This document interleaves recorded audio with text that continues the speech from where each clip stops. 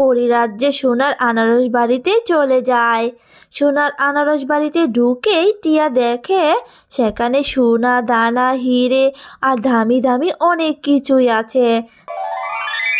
সুন্দরপুর নামে সুন্দর একটি গ্রাম ছিল, আর সেই গ্রামে ছোট্ট টিয়া বাস করত।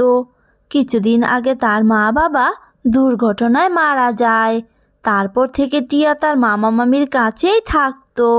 হ্যাঁ রে টিয়া, তুই এতক্ষণ কোথায় ছিলি রে? সারাদিন শুধু খেলা আর খেলা, তাই না? মামি, আমি কোথায় খেলতে গেলাম গো? তুমি তো সকালবেলায় আমাকে কতগুলো কাপড় কাচতে দিলে, আর আমি তো সেইগুলোই পরিষ্কার করতে নদীতে গেলাম। কি রে, তুই তো দেখছি আমার মুখে মুখে কথা বলছিস। শোন, আমার সাথে একদম তর্ক করবি না, এই বলে দিলাম, নইলে কিন্তু আমার এই বাড়ি থেকে তোকে তাড়িয়ে দিব, বুঝলি? মামি, আমার ভুল হয়ে গেছে, আমি আর তোমার মুখে মুখে কথা বলবো না। কিন্তু মামি, তোমাকে একটা কথা বলবো। আসলে মামি, কাল আমার স্কুলে ফি দিতে হবে। তুমি যদি আমাকে কিছু টাকা দিতে, তবে আমি স্কুলে ফিটা দিতে পারতাম। কি কি বললি তুই? আমি তোকে টাকা দিব? শোন, তোর মামা এতদিন বাড়িতে ছিল বলে তুই লেখাপড়া করতে পেরেছিস, আর এখন তো তোর মামা বাড়িতে নেই, কাজের জন্য বিদেশে গেছে।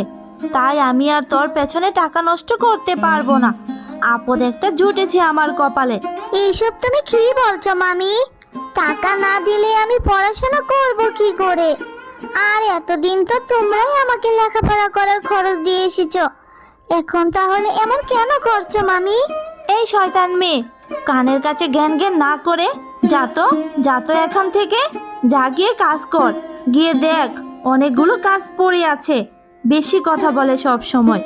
এইভাবে টিয়ার মামি টিয়ার সাথে খারাপ ব্যবহার করত, আর কাজের কোনো ভুল হলেই টিয়াকে ওর মামি অনেক মারধরও করত। মামির এই অত্যাচার সহ্য করেই টিয়া দিন কাটতো।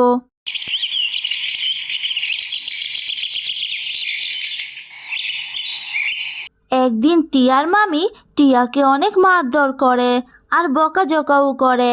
টিয়া মামির কথায় মন খারাপ করে নদীর কাছে এসে অনেক কান্নাকাটি করে। মা, বাবা, তোমরা আমাকে রেখে কেন চলে গেলে? আমাকেও কেন তোমাদের সাথে করে নিয়ে গেলে না? আমি আর এই নিষ্ঠুর পৃথিবীতে বাঁচতে চাই না। আমাকেও তোমার সাথে নিয়ে যাও মা, বাবা। এরপর টিয়া যখন বাড়ি চলে আসতে থাকে, তখনই নদীর ধারে একটি গাছ দেখতে পায়, আর গাছে মাত্র একটাই ফুল ধরা ছিল।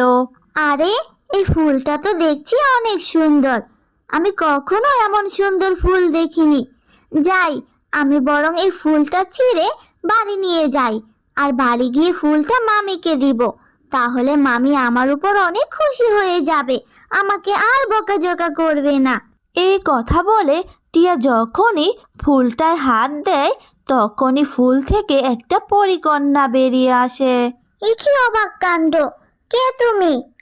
আর দেখি তো তোমাকে পরীর মতো লাগছে।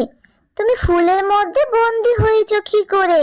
আসলে আমি পরিরাজ্যের লাল পরীর মেয়ে রূপালী।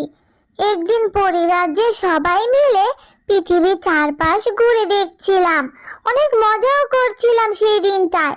কিন্তু হঠাৎ করেই এক শয়তান ডাইনি আমাদের উপর আক্রমণ করে, আর সেই আক্রমণ থেকে বাঁচাতে আমার মা লাল পরী এই ফুলের মধ্যে আমাকে বন্দি করে রেখে আমার মা চলে যায় ওই ডাইনির সাথে লড়াই করতে। কিন্তু এখন আমার মা বেঁচে আছে কিনা সেটাও আমি জানি না। ও, এই কথা? তবে তুমি কোনো চিন্তা করো না পরীকন্যা, এখন থেকে তো তুমি সম্পূর্ণ মুক্ত। তাই তুমি আর আমি মিলে তোমার মাকে খুঁজে বের করব। আর তুমি এই জঙ্গলের ভিতর যে একটা কুটির আছে সেখানেই থাকবে। আমি তোমার জন্য খাবার নিয়ে আসব, আর আমরা দুজন মিলে তোমার মাকে খুঁজে বের করব। তুমি সত্যি অনেক ভালো মেয়ে। তবে কাল কিন্তু তুমি এসো জঙ্গলের কুটিরে। তারপর টিয়া পরীকন্যার সাথে কথা বলা শেষ করে বাড়ি চলে আসে। পরের দিন টিয়া যখন কিছু খাবার নিয়ে আসছিল, তখন তার মামি দেখে ফেলে। খিরে টিয়া, তোর হাতে খাবার কেন? খাবারগুলো তুই কোথায় নিয়ে যাচ্ছিস? নাকি তোকে আমি খাবার কম খেতে দেই বলে তুই এখন খাবার চুরি করে খাওয়া শুরু করেছিস? চুপ করে আছিস কেন, কথা বল। না না, মামিকে পরিকন্যার কথা কিছুতেই বলা যাবে না। না না মামি, খাবার চুরি করতে যাব কেন? আসলে মামি, কাল রাস্তার পাশে এক অনাথ বাচ্চাকে খাবারের জন্য কাঁদতে দেখেছিলাম, তাই ওর জন্য একটু খাবার নিয়ে যাচ্ছি। ইস, দরদ দেখছি উতলে পড়েছে। দরদ দেখে বাঁচি না আর। তোকেই তো আমি দয়া করে খেতে দেই, আর তুই কিনা অন্যের উপর দরদ দেখাচ্ছিস। তবে যাই হোক, খাবার যখন নিয়েই ফেলেছিস, তবে আজ আর কিছুই বললাম না, কিন্তু কান খুলে শোন। আর কোনো দিন যদি দেখেছি তুই খাবার চুরি করে নিয়ে বাহিরে যাচ্ছিস, তাহলে কিন্তু তোর হাত পা ভেঙে ফেলে দিব একেবারে। এরপর টিয়া খাবারগুলো নিয়ে পরিকন্যার কাছে চলে যায়, আর পরিকন্যা খাবারগুলো খেয়ে নেয়। আর খাবার খাওয়া শেষ করে পরিকন্যা আর টিয়া দুজন মিলে লালপরীকে খুঁজতে থাকে। আর এইভাবেই বেশ কিছুদিন কেটে যায়। কিন্তু একদিন হঠাৎ করেই লালপরীর সাথে তাদের দেখা হয়ে যায়। মা রূপালী, এতদিন তুই কোথায় ছিলি রে মা? কতদিন ধরে আমি তোকে খুঁজছি। আমি গিয়েছিলাম সেই নদীর কাছে, তোকে আমি যেই ফুলের মধ্যে বন্দি করে রেখেছিলাম, সেখানে গিয়েও আমি তোকে পাইনি রে মা। আয় মা, আমার বুকে আয়। মা, আমিও তোমাকে অনেক দিন ধরে খুঁজছি, কোথাও খুঁজে পাইনি তোমাকে। মা, তুমি কি সেই শয়তান ডাইনিকে মারতে পেরেছো? হ্যাঁ রে মা, আমি সেই শয়তান ডাইনিকে মেরে ফেলেছি। আসলে সে আমাদের জাদুদণ্ডগুলো নেয়ার জন্যই আক্রমণ করেছিল। কিন্তু রূপালী, এই মেয়েটা কে রে মা তোর সাথে? ওর সাথে তোর কিভাবে পরিচয় হলো? এরপর পরিকন্যা টিয়ার ব্যাপারে সব কিছু খুলে বলে। সব শুনে মা পরি বলে, তুমি সত্যি অনেক ভালো মেয়ে টিয়া। আসলে রূপালী মা, আমি তোকে ফুলের মধ্যে বন্দি করেছিলাম ঠিকই, কিন্তু মা, আমি তোকে কোনোদিনই মুক্ত করতে পারতাম না।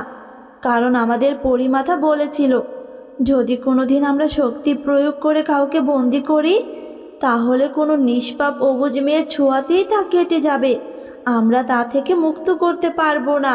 পরি আন্টি, তাহলে তো ভালোই হলো, তুমি তোমার মেয়েকে খুঁজেই পেলে। এখন তোমরা তোমাদের পরিরাজ্যে চলে যাও, আর আমি আমার বাড়িতে ফিরে যাই। দেরি করে গেলে তো আমার মামি আবার আমাকে ধরে মারবে। না টিয়া, আজ থেকে তুমি আর তোমার মামির কাছে নয়, আজ থেকে তুমি আমাদের সাথে আমাদের সোনার আনারস বাড়িতেই থাকবে। তোমাকে আর তোমার মামির অত্যাচার সহ্য করতে হবে না। আর আজ থেকে তুমিও আমার আরেকটা মেয়ে। তুমি আর রূপালী আজ থেকে আমার দুটো মেয়ে। তোমরা একসাথেই থাকবে, একসাথেই লেখাপড়া শিখবে। তুমি সত্যি বলছো পরি আন্টি? আমাকে তোমাদের সাথে নিয়ে যাবে? জানো, আমার না এত কষ্ট আর সহ্য হয় না।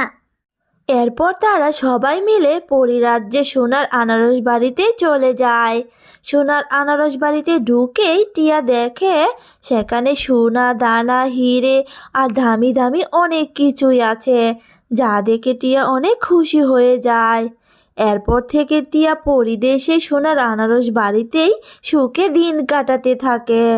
হ্যালো বন্ধুরা, গল্পটি ভালো লেগে থাকলে চ্যানেলটি সাবস্ক্রাইব করে দিও, আর পাশে থাকা বেল আইকনে প্রেস করে আমার পাশেই থেকো। ধন্যবাদ সবাইকে।